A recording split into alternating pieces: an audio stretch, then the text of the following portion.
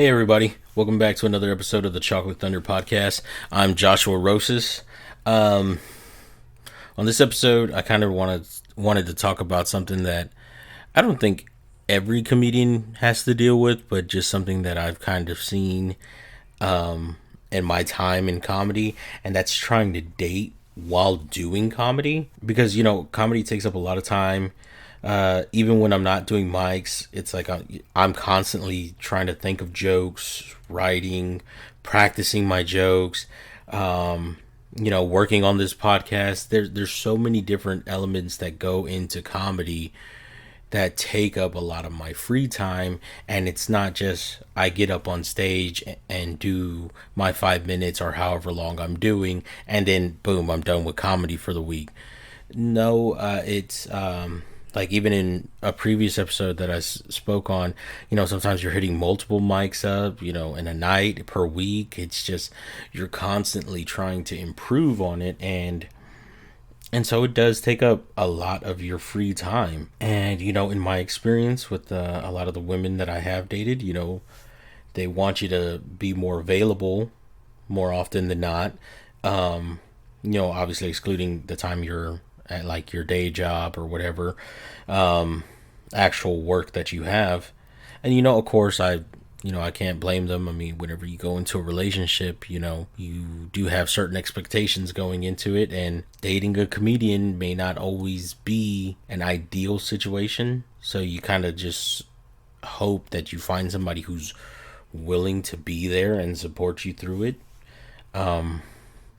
Because I know a lot of times it looks like us comedians are just getting together to hang out and go to a bar and stuff like that, or drink or all this stuff. But in a lot of ways, that's how comedians network and make connections. So this way we can hopefully start getting booked on shows. We can,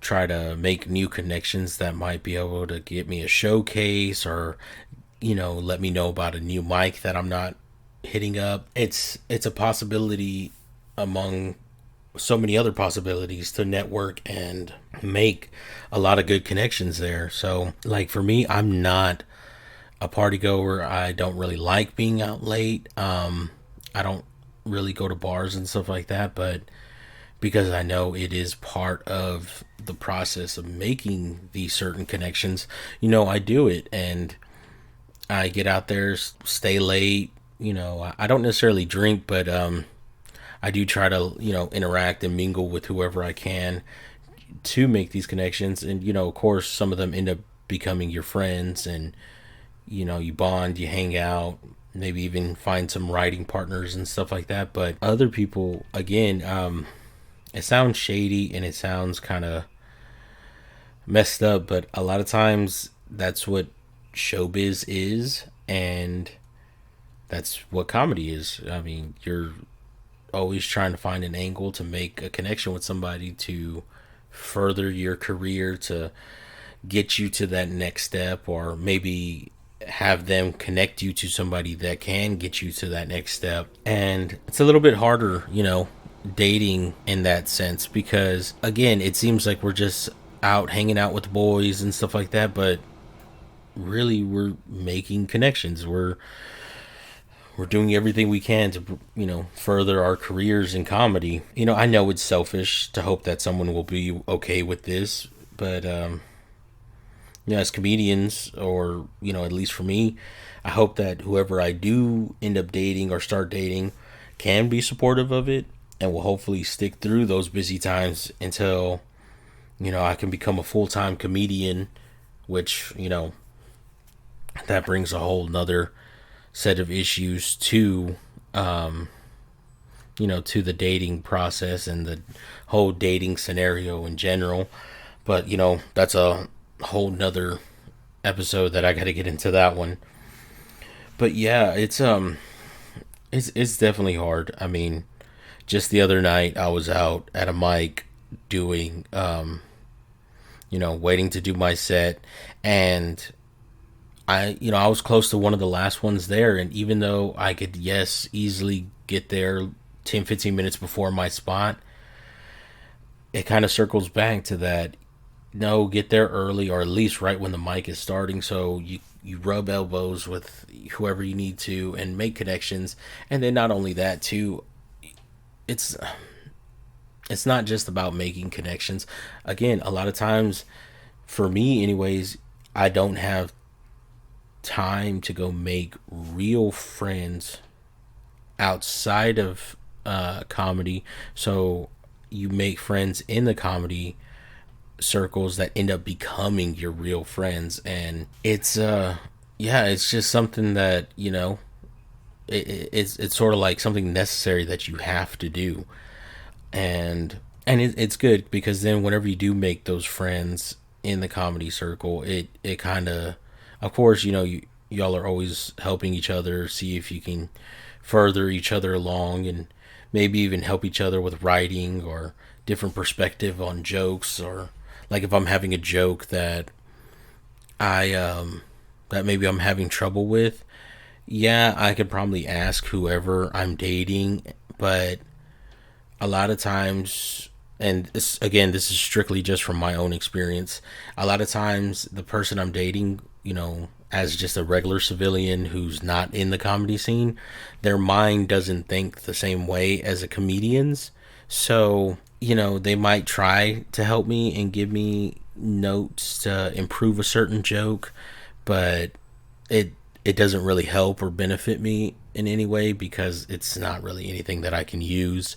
Um, or I've even had the experience of somebody trying to tell me, "Oh, well, you can't joke about that," or "That's not something you should be joking about," or "Are you actually going to get up and tell that joke? I don't like that joke."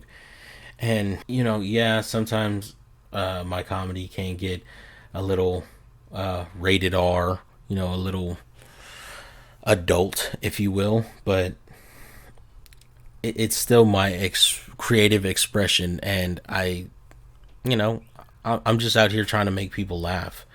And so that's it's a bit rough when you're dating somebody and maybe they don't have that same mindset and that same sense of humor, so then they may not understand your comedy, and that there can even cause issues within the relationship. And yeah, there's just so much that you know goes on that could easily be turned into an argument, in a relationship. As far as comedy goes, it could be hanging out with the other comedians too much, out at late, not spending enough time at home, because like I do work a full-time job during the day, and then now I've even started working nights as well. And on my days that I don't work nights, I'm trying to hit up as many mics as I can. So you know, it does leave me very little time at home, but I do try to set aside time to actually have free and